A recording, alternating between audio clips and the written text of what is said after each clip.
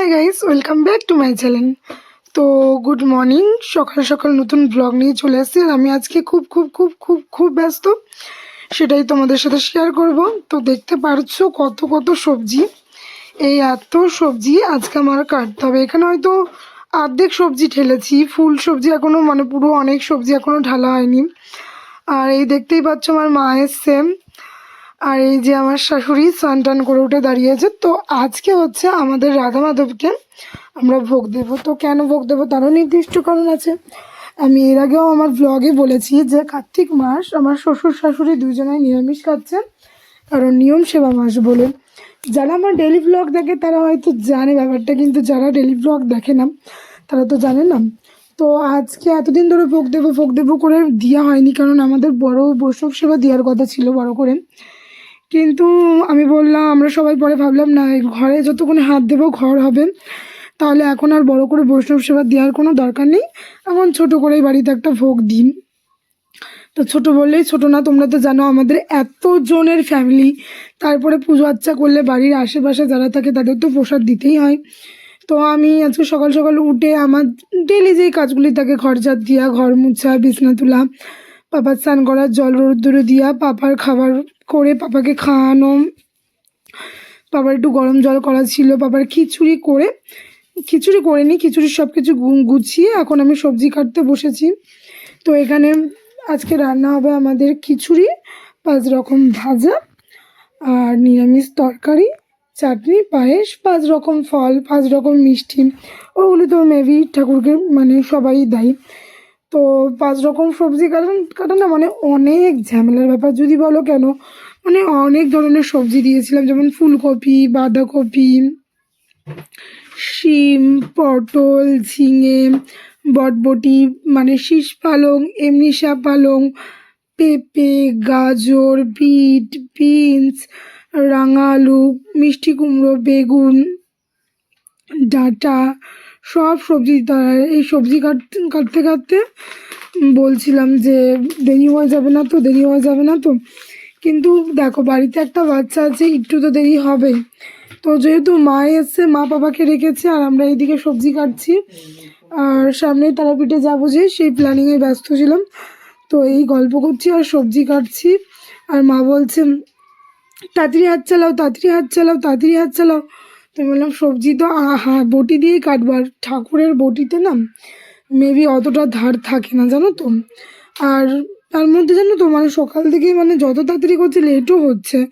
পাপার শরীর কালকে রাত্রির পর্যন্ত সুস্থই ছিল, কিন্তু সকালবেলা উঠে বমি টমি করে কাঁচতে কাঁচতে নাক মুখ দিয়ে কফ বেরিয়ে মানে হঠাৎ করে দেখি ঠান্ডা লেগে গেল। তো বলছি এমনই একটা টাইম, মানে এখন আমরা ঘুরতে যাব আর এখনই ওর ঠান্ডাটা লাগলো। তো মা বলছিল ওকে কদিন একটু যত্ন করে রাখতে হবে। তো বললাম যত্ন তো করতেই হয়, যত্ন তো করিও, কিন্তু তারপরেও যে কী করে ঠান্ডাটা লাগলো বুঝতে পারিনি। তো আমি সকাল সকাল একবার স্নান করে নিয়েছি, করে ঠাকুরের বাসন টাসন মেজে দিয়েছি, দিয়ে আমারই মন্দিরে যাওয়ার কথা ছিল গোপালকে স্নান করাতে, কিন্তু ওই যে বললাম পাপা বমি করেছে, পাপাকে ক্লিন করতে করতে আমার হয়ে গেল দেরি। তার জন্যে বড় কাকি লাস্টে গোপালকে স্নান করিয়ে দিয়েছে, মানে আমি বললাম যে কাকি তুমি তাহলে পুজোটা দিয়ে দাও, তারপরে দুপুরে যা যা হবে আমি দেবো। আর ভোগ রান্না করবে আমার শাশুড়ি, আর আমি, আমরা দুইজন উপোস। মাও উপোস করতে চেয়েছিল, তাই বললাম ফালতু এতজন মিলে উপোস থেকে কোনো লাভ নেই, তুমি খেয়ে নাও। তো সকালে রান্না হয়েছিল ভাত, মূলো দিয়ে, শিম দিয়ে মুগ ডাল, আর সোয়াবিন, আলু, ফুলকপির তরকারি। তো এমনিতে মেবি আমরা সোমবারে নিরামিষ খাই, আর আজকেও সোমবার। তো আমি বললাম থাক আজকে, তো এমনি নিরামিষ খাই, তার জন্য মানে সোমবারের ডেটটাই সিলেক্ট করেছিলাম। আর আজকে তো কার্তিক মাস শেষ হয়ে অগ্রহায়ণ মাস পড়ে গেছে, কিন্তু অনেক দেরিতে, মানে ভোগটারও আগে দেওয়ার কথা ছিল, কিন্তু প্রত্যেক দিন আমাদের এখানে কোথাও না কোথাও বৈষ্ণব সেবা কীর্তন হচ্ছিলো, আর মা বাবার নিমন্ত্রণ ছিল, তার জন্যে মানে প্রচুর লেট হয়ে গেল। তো কি করব, একটু লেট হয়ে গেল। কিন্তু মানে আমরা মেবি যারা আমাদের ভিডিও দেখে তারা জানে আমাদের মন্দিরে আমরাই বেশিরভাগ সব দায়িত্ব নিই। মানে আমার শাশুড়ি ভোগ করে দেয় সব অনুষ্ঠান পারপাস, সবাই অতটা দেয় না, পারে না। আর কে পারলো না পারলো সেটা দেখে কোনো লাভ নেই, আমাদের ভালো লাগে তাই আমরা এই ভোগটা দিই প্রত্যেক বছর। কার্তিক মাসে বলো, দোল পূর্ণিমায় বলো, রাসে বলো, বিভিন্ন অনুষ্ঠান পারপাসে, রাধা অষ্টমী আমরা ভোগ ঠাকুরকে করে দিই। আমাদের দিতেও খুব ভালো লাগে আর আমাদের কোনো প্রবলেম হয় না। বিশেষ করে আমরা বরং দিতে পারলে খুব খুব খুব খুব খুশি হই যে না, ঠাকুরকে আমি তো ইনফ্যাক্ট প্ল্যানিং করে নিয়েছি, উপরে ঘর করলে লক্ষ্মী ঠাকুর প্রতিষ্ঠা করবো, মা লক্ষ্মী, আর প্রত্যেক পূর্ণিমাতে ভোগ রান্না করে দেবো। তো ঠাকুর করে ঘরটা হলেই ভালো। মানে এখন তো আমাদের শুধু নিচটা হবে, এবার নিচটা আমার তো জানোই তোমরা, একটা বেডরুম দিয়ে বারান্দা দিয়ে, সেখানে তো মানে পসিবল হয়ে উঠবে না যে জায়গা। উপরে ঘর হলে বলেছি করব। তো এখানে আমি সবজি কাটতে বসেছি। মা বলছিল যে আমি সবজি কাটবো, আমি বললাম না, তুমি পাপাকে রাখো, আমি সবজি কাটছি, কারণ সব সবজির সাইজ একরকম হওয়া চাই। তার এই নিয়ে সবাই হাসছিল, বলছে বাবা সবজির সাইজ তাও একরকম। তা আমি বলছি হ্যাঁ। তো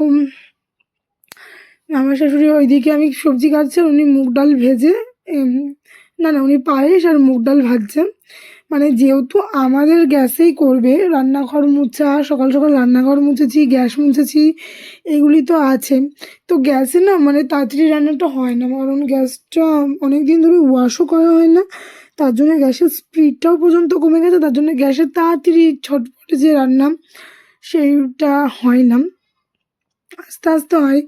তো তবু দেরি হয়ে গেছে, রান্না বসাতে বসাতে 10:30 11 মেবি বেজে গেছে, যেখানে আমাদের 9টার মধ্যে মানে রান্না বসানোর কথা ছিল।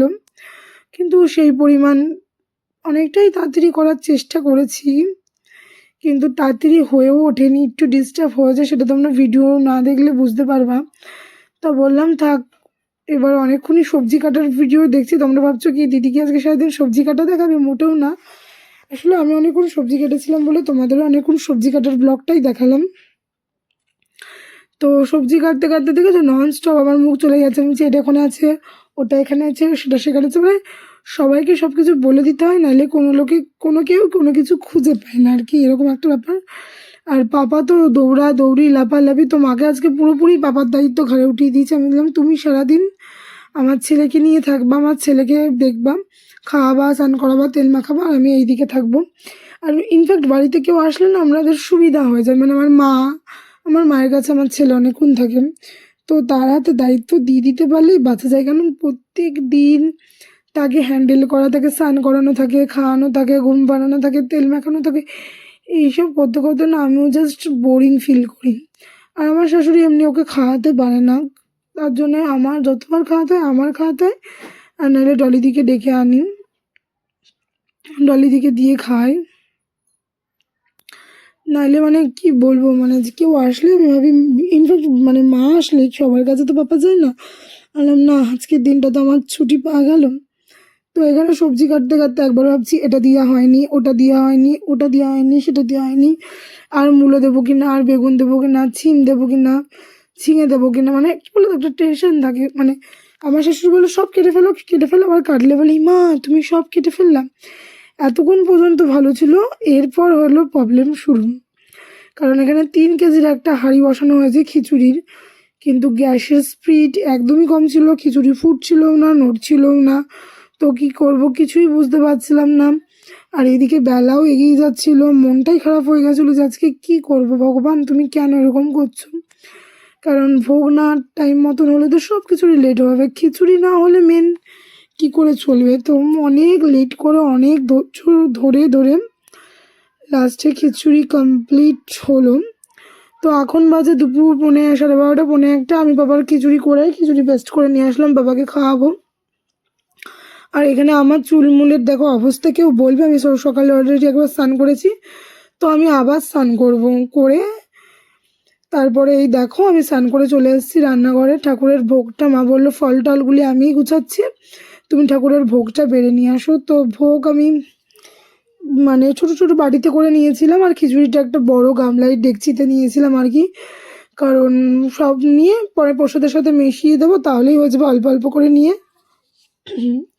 আর আমার প্রচণ্ড ঠান্ডা লেগেছে, মানে গলা দিয়ে আজকে ভয়েস ওভার দিচ্ছি তো বুঝতেই পারছো। তো এই দেখো এখানে সব বাটিতে বাটিতে ভোগ নিয়ে নিয়েছি, মানে নিরামিষ তরকারি, চাটনি, পায়েস, আর এই গামলাটার মধ্যে মেন খিচুড়ি দেবো। তো এই গামলায় 1 গামলা খিচুড়ি দিয়েছিলাম, পরে সব কিছু মিশিয়ে নিয়েছিলাম, কারণ সব কিছু অল্প অল্প করে নিয়েছিলাম। তো আর এই প্লেটটার মধ্যে 5 রকম মিষ্টি সাজিয়ে নিয়েছিলাম, যেটা মা এনেছিল। মা আসার সময় মিষ্টিটা নিয়ে এসেছিলো, মা আগের থেকেই বলেছিল। আর এই দেখো খিচুড়ি দিয়েছি, এখনও কিন্তু পুরোপুরি ডেকোরেট করা হয়নি। এর মধ্যে লেবু দেব, তুলসীর মঞ্জুরি দেব, এখনও মানে অনেক বাকি। তো এখানে আমি একটা ছোট্ট করে ক্যালি করতে গেছিলাম, সেটাও দেখাচ্ছি তোমাদের, কিন্তু আমি সাকসেস হতে পারিনি। ভিডিওটা একটু সুন্দর করে বানাতে গেছিলাম, কিন্তু সুন্দর হলো না। আসলে আমার অত ক্যাল বানিনি, আর কি বলবো। তো এখানে 5 রকম ভাজা, 5 রকম ভাজা না, 5 রকম মিষ্টি, পায়েস, চাটনি, নিরামিষ তরকারি। আর এবার দেখো আমি খিচুড়িটা এখনও এবার ডেকোরেট করেছি, মানে গন্ধরাজ লেবু দিয়ে দিয়েছিলাম মাঝখান দিয়ে, সাইড দিয়ে, আর মাঝখানে তুলসীর মঞ্জুরি। আর ওটা আমার মহাদেবের ভোগ, যেটা ছোট পাত্রতে মানে রাধা মাধবকে দেবো, তাহলে মহামাধবকে কেন স্কিপ করবো। তো মহাদেবের জন্য ভোগ বানিয়ে নিয়েছিলাম, একটু ভুল হয়ে গেল, তোমরা বুঝিয়ে নিও। তো দেন আমি সব মন্দিরে নিয়ে চলে এসেছি। আর এই দেখো আমাদের মন্দিরটাকে আজকে কি সুন্দর সাজানো আছে, মালা টালা পরিয়ে ঠাকুরকে। তো আমার শাশুড়ি মা আরতি করছে, আমাকে বলেছিল রিম্পা তুমিও তো উপোস, তুমিও আরতি করো। তো আমি বললাম না, আমার করার কোনো দরকার নেই, তোমরাই 1 মাস ধরে নিরামিষ খেয়েছো, তোমরাই নিয়ম রক্ষা করেছো, তোমরাই মানে অঞ্জল আরতি করো, আমি গুছিয়ে দিয়েছি সব রকম। তো পুজো দিয়েও অনেক কাজ ছিল জানো, পুজো দিয়েও সবাইকে ঘরে ঘরে প্রসাদ দেওয়া। আমরা ওই মানে থার্মোকলের বাটিগুলি পাওয়া যায় না, ওই বাটিগুলি নিয়েছিলাম, যেই মানে আমাদের ফ্যামিলিতে যে ঘরে 4 জন, সেই ঘরে 4টে বাটি, যে ঘরে 3 জন 3টে বাটি করে সারা পাড়ার এ মাথার থেকে ও মাথা পর্যন্ত সবাইকে প্রসাদ দিয়েছিলাম। এই করতে করতে আমাদের বেলা 2:30 পৌনে 3টে হয়ে গেছিলো, শুধু প্রসাদ বিলি করতে করতেই। তো এখানে আমার শাশুড়ি আরতি করছে। ফলও তো দেখিয়ে দিলাম তোমাদের কী কী ফল দিয়েছি, 5 রকম ফল, পেয়ারা, আপেল, শসা, কলা আর কমলালেবু। তো 5 রকম ফল, আর 5 রকম ফল আমরা আস্ত দিই না, আমরা সবসময় ফলটা মানে বানিয়েই দিই, কারণ ঠাকুরমশাই এসে পুজো করলে তখন আস্তে দিতে হয়, যেহেতু এই ঘরের পুজো নিজেই করা যায়, আর রাধা মাধবের পুজো তো নিজেই করা যায়, তার জন্যে ফল বানিয়েই দিয়েছিলাম। তো মা বলছিল যাও নাইটি পরে খুলে শাড়ি পরে আসো, আমি বললাম না না, আমি আর চেঞ্জ করতে পারবো না, কারণ চেঞ্জ করলে পাপার সামনে দাঁড়ানো যাবে না। আর এখন ভয়েস ওভার দেবো কি গাইস, আমার এত ঘুম পাচ্ছে মনে হচ্ছে আমি ফোনের মধ্যেই এডিটিং করতে করতে ঘুমিয়ে পড়বো। তো এই হলো আজকে আমাদের রাধা মাধবের সেবা। তোমরা দেখো আমাদের রাধা মাধবের ভিডিও, আমি এর আগেও প্রচুর মন্দিরের ভিডিও আপলোড করেছি, সেগুলিতে খুব ভালো ভালো রেসপন্সও পেয়েছি। তো এই হচ্ছে আমাদের রাধা মাধব, ভগবান সবাইকে ভালো রাখুক, সবাইকে সুখে রাখুক, ভালো রাখুক, এটাই চাই। তো এখন আমরা দুপুরবেলায় খাওয়া দাওয়া কমপ্লিট করে আমি আমার ফোন পাচ্ছিলাম না, ফোন সেই মন্দিরে রেখেই চলে গেছিলাম, মানে ফোন নিয়ে আসার কথা আমার মনে নেই। লাস্টে আমার মনে পড়লো যে আমি তো মন্দির থেকে ফোন নিয়ে আসিনি। তো এখন আমি ভাবছিলাম যে ফোন নিয়ে এসে মা খাচ্ছিল, আমাদের সবাই খাওয়া দাওয়া কমপ্লিট হয়ে গেছিলো, আমি ভাবছিলাম আমি ঘুমাবো, কিন্তু সেটার পসিবল হয়ে ওঠেনি, কারণ ঘুমাবো যখন সেই টাইমে পাপা উঠে গেছিলো।